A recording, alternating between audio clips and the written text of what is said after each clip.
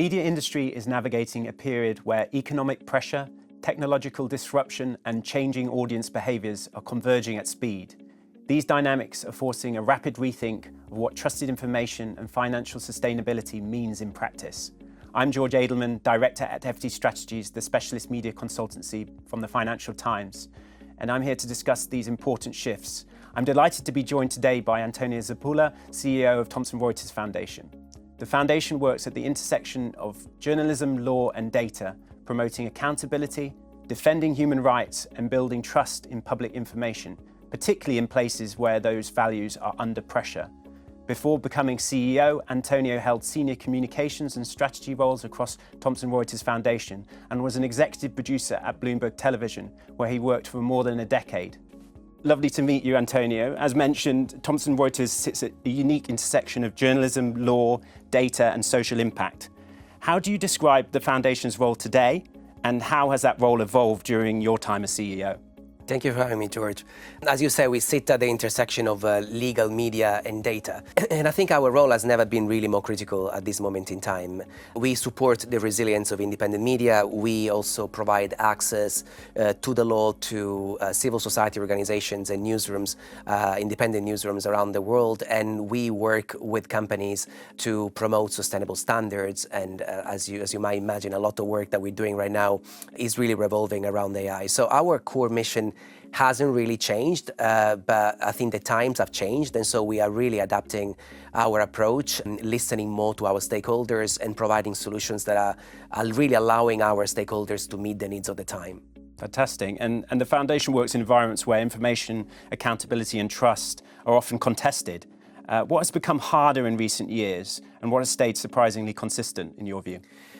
I think it has become overall harder for us to do our work, and this goes back, if you want, to the critical geopolitical shift that we're witnessing right now. So if you look at the stats of the VDEM Institute, the Democracy Report, which we read religiously every year, you will have noticed that it is a really critical moment in time, because for the first time in 50 years, we have more elected autocracies or autocracies around the world than democracies. So we have 91 autocracies and 88 democracies. And what that means in plain numbers is that 6 billion people are living under an autocratic regime, and that's 6 out of 4 people around the world.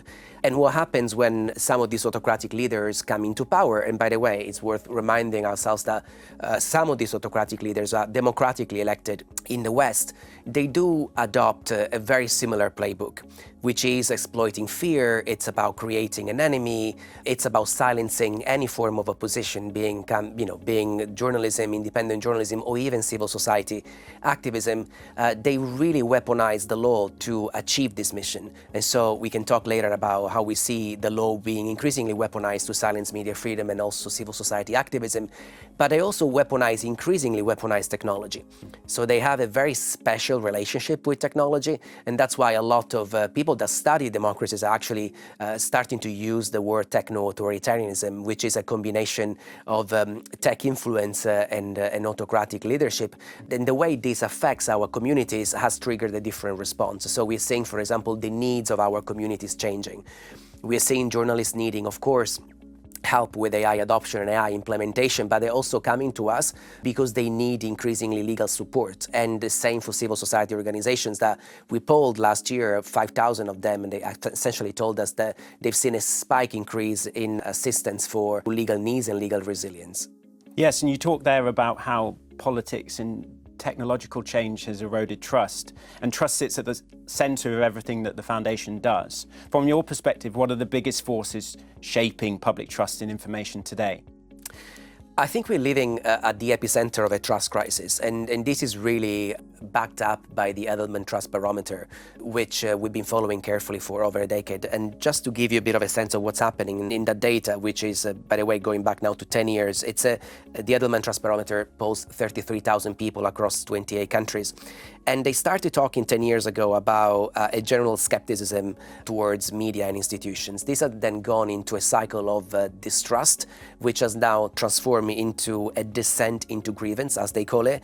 And now the latest report that came out at Davos earlier this year speaks about insularity. And this is actually quite worrying because it says that 7 out of 10 people are unwilling to trust someone with different viewpoints. We are seeing also, interestingly, an institutional power shift with media organizations and civil society organizations being increasingly less trusted. This report talks about an information bankruptcy when it comes to trust in media, and business remains one of the only trusted institutions. Other data seems to corroborate these data points. I'll just quote the Global Democracy Survey, for example, that found that across 12 high-income countries, which, by the way, include the UK, the US, Germany, and others, only 64% of adults are satisfied with the way democracy works. And also we are seeing, again, through other data points, including, by the way, again, the Edelman Trust Barometer, a desire for a strong leader. 61% of Americans polled by the Edelman Trust Barometer believe, and I quote, that a country would be better off if leaders could act without the interference from courts and Congress. And we are seeing data that tend to go in a similar direction here, even here in the UK. A Channel 4 poll that came out last year, especially polling younger generation, indicates that 52% of people aged between 13 and 27 believe the UK would be a stronger place if the leaders in charge wouldn't have to bother with parliaments and elections. So there is definitely a shift in the way people perceive democracy and perceive the value of democracy. And this leads to a society which is increasingly even more polarized, with an information ecosystem that tends to match those hyper-personalized and hyper-polarized needs when it comes to the consumers. Yeah, we definitely see that ourselves in particularly fragile or polarized context, and that credibility is often as important as accuracy in those environments. So how do you think about building trust with audiences who may have already been skeptical of institutions and become increasingly so? I think facts are facts, right, and remain facts, and it's important to stress that facts are not opinion or vice versa. And I think an interesting moment in time that we perhaps tend to be forgetting because it was such a dark place for all of us, it was COVID. And it's really interesting to see what happened when it comes to access to information during COVID times. I mean, the traditional state broadcasters, I mean, look here at the BBC, had the highest ratings almost in their history because death is a fact, right? It's not something that you can opinionate upon. Like you can perhaps speculate on the causes of a death, but death remains a fact. And so when we are confronted with facts that are undeniably facts, then accurate source of information become really, really critical for us to rely upon. And obviously, speaking for Thomson Reuters and the foundation that I lead, the trust principles dictate and shape the work that not only Reuters, but also Thomson Reuters and the Thomson Reuters Foundation does, fundamental, and they're really timeless. They were established in 1941, and they speak to independence, accuracy, and freedom from bias. And they are really the mantra that kept newsroom in business, but at the same time, they really create trusted news that people can consume. I always say, when you are accused by both sides of the spectrums of being biased, it means you're doing a good job. I totally agree. And when we think about trust, we see it as such an underpinning of value in the ecosystem, particularly for audiences. And that value is the bedrock of sustainability. So looking at the media organizations you work with, what separates those, in your view, that achieve financial sustainability from those that struggle to get there? I think it's a complex question because there is never a one-size-fits-all answer. But I think we've done a lot of work with newsrooms around the world, different ecosystems. There is a massive media in exile community, for example, that we work with in Eastern Europe. But at the same time, we've been working with newsrooms in the global majority for over 40 years. I think despite the fact that there is definitely not the one-size-fits-all, if you want, a panacea or approach to the way newsrooms can become sustainable, I think where we've seen success is where we've been able to push newsrooms towards considering critically their commercial models. And so the work is absolutely necessary when it comes to standards and editorial standards and the accuracy of the source of information and the traditional, if you want, media development work. But at the same time, when we've been able to push newsrooms, whether with the support of the editor-in-chief or especially with the donor or the owner of the news outlet, whether that conversation has really shifted critically towards optimization of resources, innovation, and the willingness to invest in infrastructure. We were talking a decade ago about how you monetize through social media. Now, obviously, the environment around us has changed quite dramatically, but it's really having that commercial approach, which at times is not native within newsrooms. And so really instilling that commercial sense is really what has allowed us to see success. Yes, and I wanted to talk more about that because you mentioned how the foundation works with a wide range of partners, many operating with quite limited resources. And I'm just interested from your perspective what sustainability realistically means for public interest organisations that frankly are never going to scale in a commercial sense. Again, as I said, it's not really a one-size-fits-all, but there are frameworks that can be useful, I think, for any organization we work with. So we created a proprietary tool that does an assessment of newsroom capabilities. And we look at 5 criteria. We look at editorial excellence, of course, or editorial quality if you want, but also audience approach, which is still very relevant, business engagement, going back to the point I was making earlier, but also governance and technology and digital infrastructure. And as I said, this recipe, if you want, can really be applied to different newsrooms. For the media and exile community, for example, a lot of the work is really around the technology infrastructure piece. These are people that have gone in exile, that still, to a certain extent, persecuted by their government. So a lot of work goes into their governance, even when it comes to the legal registration in host countries and how solid the regulatory environment is for them. And at the same time, cybersecurity and cyber protection.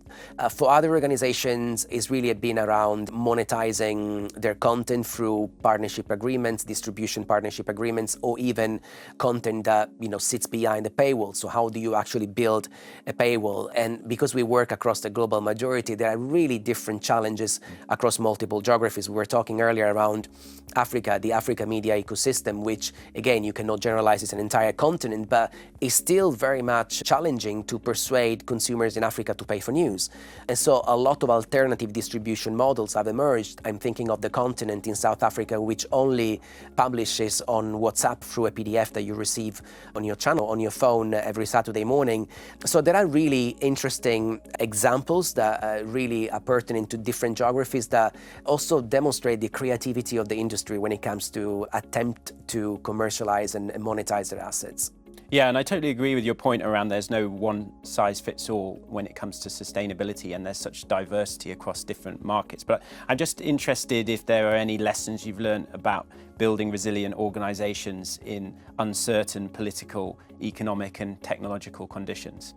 I think absolutely, and this goes back also to the work that we do with civil society organizations, which are, by the way, facing increasingly similar challenges to newsrooms. And it goes back for us to 3 main criteria. One is organizational resilience, the other one is financial resilience, and the third one is people resilience. We have taken a very much a holistic approach in the way we support organizations. And when I use the word organizations, I mean, by the way, both newsrooms and civil society organizations in this case, because the challenges, as I said, are very similar. When it comes, for example, to organizational resilience, we look at, of course, editorial standards if we are operating within a newsroom environment, but at the same time, we look at legal compliance. And that is absolutely fundamental. And as I was saying earlier, is one of those aspects that is not often really understood and dealt with. And that becomes a bit of a Trojan horse for any malign actor that wants to shut down your newsrooms through a lawsuit, or in the case of the civil society, taking a similar approach by claiming, for example, that the organization has taken foreign funding without the right framework or without the right authorizations. We look at tax compliance, which is becoming increasingly another matter that newsrooms require assistance on. We also look at impact strategies, especially if newsrooms receive philanthropic funding, M&E, and of course, cybersecurity adoption. When it comes to financial, it's really about the revenue models, but also the financial planning capabilities of newsrooms, and at the same time, cost efficiencies with AI and cost recovery. And when it comes to people, because let's not forget, people work and run these organizations, is around leadership capabilities, succession planning, and even mental well-being. Fantastic. And I wanted to pick up on one of those points that you mentioned, which is around the great work that you do in the context of legal and regulatory issues.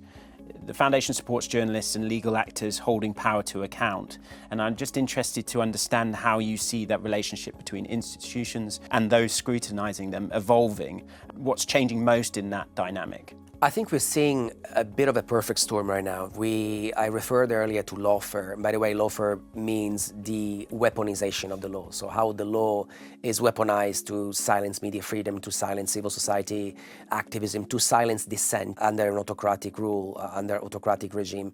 That is really increasingly becoming a major issue across functioning democracies. We're seeing it here in the UK with slaps and defamation. So it's journalists no longer being accused of libel and defamation, but now increasingly being accused, for example, of financial crimes or corruptions. We're seeing anti-terrorism law being weaponized against journalists. We're seeing this really across the world. Kenya is a perfect example of that, how cyber security or cyber protection legislation is used to stop protests, for example, or even live streaming of protests because they would incite violence. So it's a really, I would say, complex way in which the law is being weaponized against journalists that often lack the legal infrastructure to defend themselves, especially if they are freelancers. The second aspect that we're seeing is techfare, so how technology is being weaponized against journalists, and this goes from internet shutdowns that we see regularly around the world on a daily basis to how cyber tools are weaponized against journalists. And then I guess the third trend that I will mention is really the funding crisis, right? We are in the middle of a funding crisis with the shutdown of US aid and with a lot of governments pulling out, shifting their funding from international development to security. We're seeing a lot of traditional news outlets that were funded through pockets of money that were related to their traditional international development funding literally disappearing. And so media organizations, especially smaller media organizations, those that work in countries where democracy is fragile, or simply independent news organizations that work in a context where they are the last remaining standing bastion of independent media freedom and independent news, they're really increasingly under attack.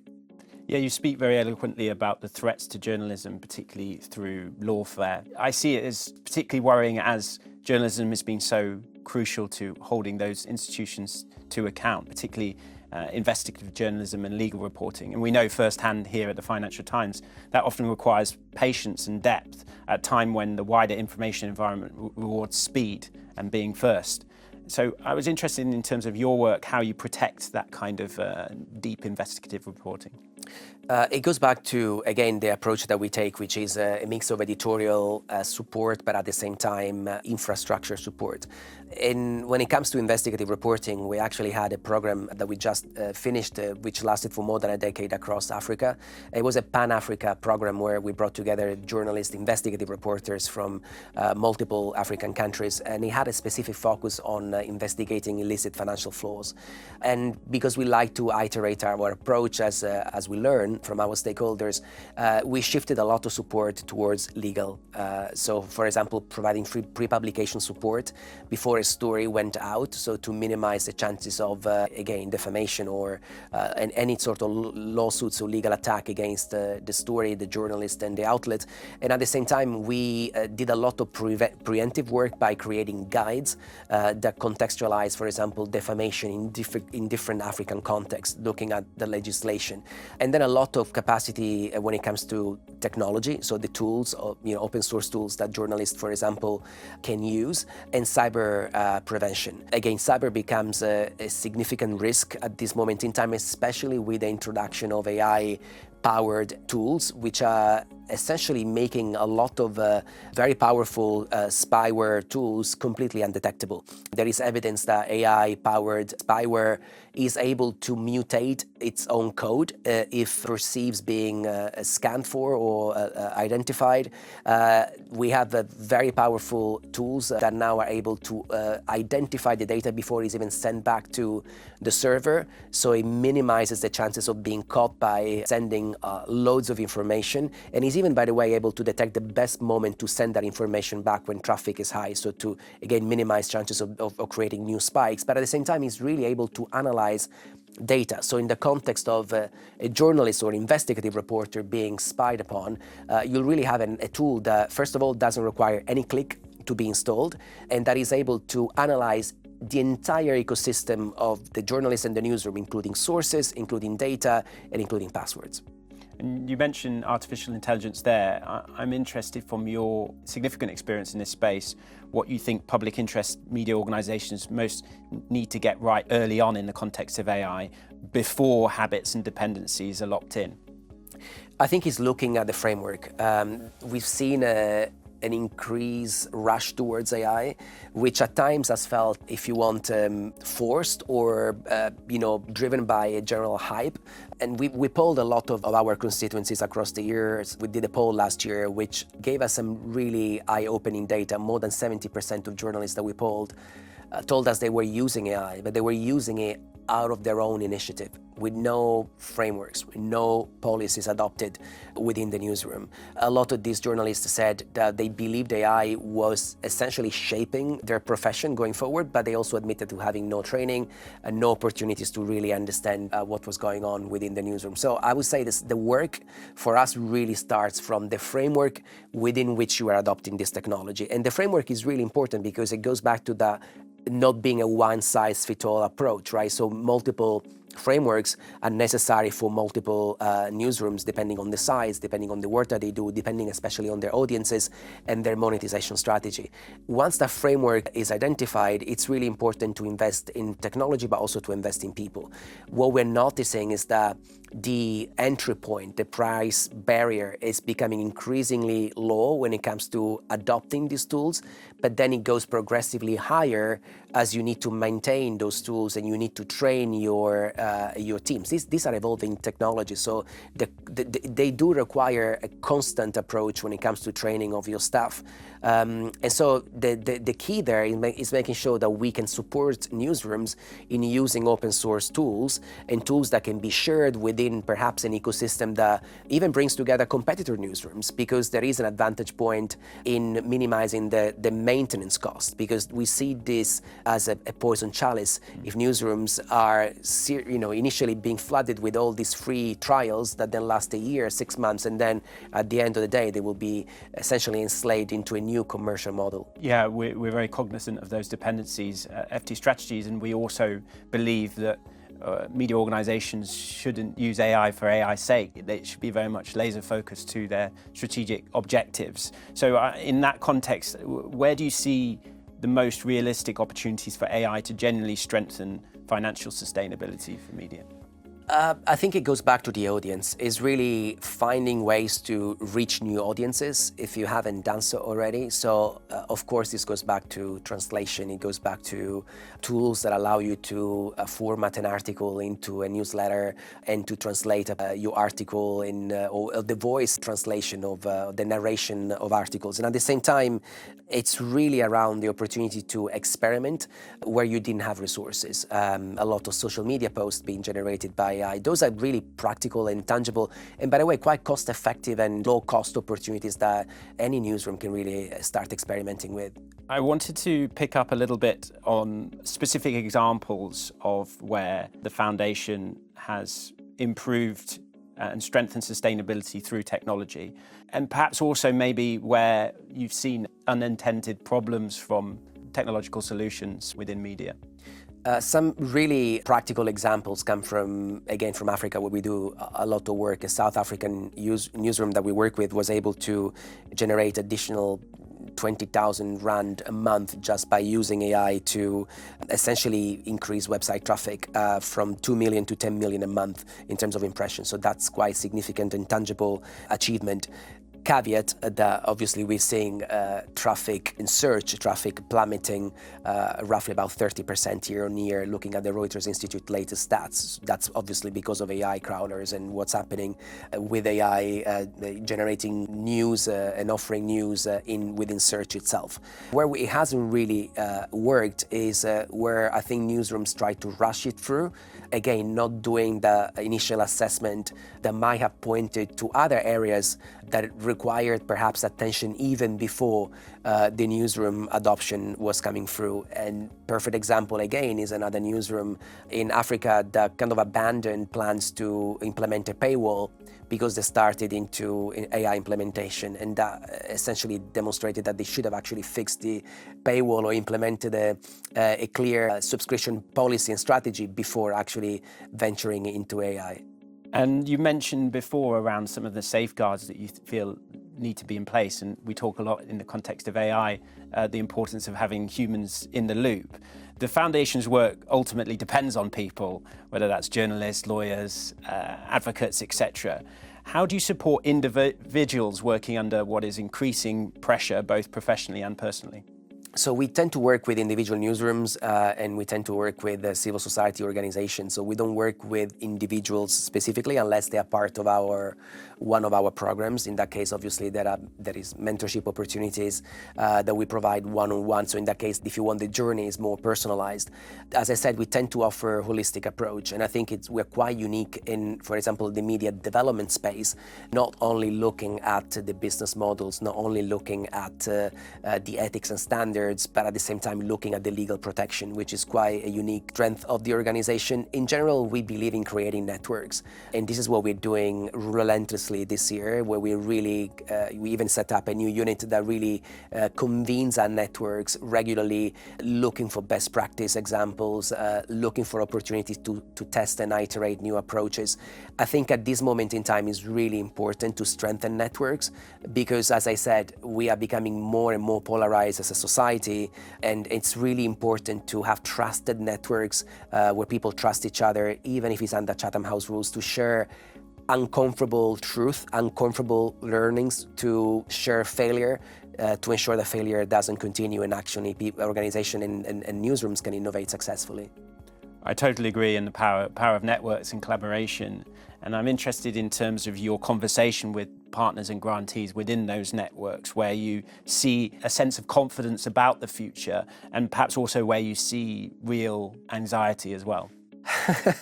I think the anxiety, which is the easier question to answer, is, as I said, about this perfect toxic mix of lack of funding, technology disrupting in the best of options, or technology being weaponized against newsrooms, especially with spyware, and the law being weaponized, right? So this is definitely the anxiety that we feel and that we perceive, and that's why we're responding so strongly in this space. I think the optimism is around the value of news, and in those contexts where, for example, you have functioning public service journalism. So there is a model that proves you that media is not dead. There is a model that proves you that media is still relevant, especially at moments of crisis. And we're living a crisis after another. I mean, looking at the conflicts around the world is a stark reminder of the value of independent news. And so I think this idea of ensuring that the conversation around news can be anchored around the values of news, public interest news, and even, quite frankly, the value of news for democracy and safety. And if the conversation around democracy doesn't cut through, just let's talk about the value of news for national security, given that we have plenty of evidence of foreign malign influences in our elections campaigns, foreign malign influences in when it comes to social engineering and the manipulation of social behaviors. The role of media is, and the value of media, the critical value of media, is not an abstract philosophical context. It's very, very well demonstrable empirically when it comes to national safety, national security, and the value that it brings to people, because it does inform people and it allows them to make informed decisions. I totally agree, and it makes me think to the future and looking forward, what you see success looking like for the Thomson Reuters Foundation over the next 5 to 10 years? I think it's continuing to be relentlessly doing what we do and finding new partners that want to join us along the journey, which is a difficult journey, as I said, for many of the reasons that I outlined at the beginning of our conversation. But the value of our proposition, and not just our proposition, the value of people that work in coalition with us in our ecosystem, including FT strategists and partners like yourselves, is absolutely critical. And it's really around strengthening those partnerships and, quite frankly, having candid conversations around where are the areas that make us different and that we should really leverage, and what are the areas where we're doing the same work so we avoid duplicating efforts. I think that's where I see the success is really in creating a big coalition of donors, partners, and beneficiaries that still believe in our values of strengthening free, fair, and informed societies. And finally, I have a question about the future of public interest information. And when you think about leaders within the ecosystem, whether they be leaders of news organizations, policymakers, practitioners within the field, what do you think they should be asking themselves more often that perhaps they don't usually? I would encourage them to think about the unthinkable, because I think the times that we're living are really unprecedented. So I think they call for unthinkable questions to be asked. And I would ask them to ask themselves what would happen if free and independent media would completely disappear from the ecosystem. What would be the consequences for society at large, but for the financial markets, for national security, for geopolitics in general? So that would be the question that I would ask policymakers to ask themselves. And then I would ask news leaders to, again, ask themselves very uncomfortable questions like, would you consider merging with another outlet because perhaps the trajectory tells you that you're not going to remain in business for the next 20 years. So perhaps gain control of that narrative now.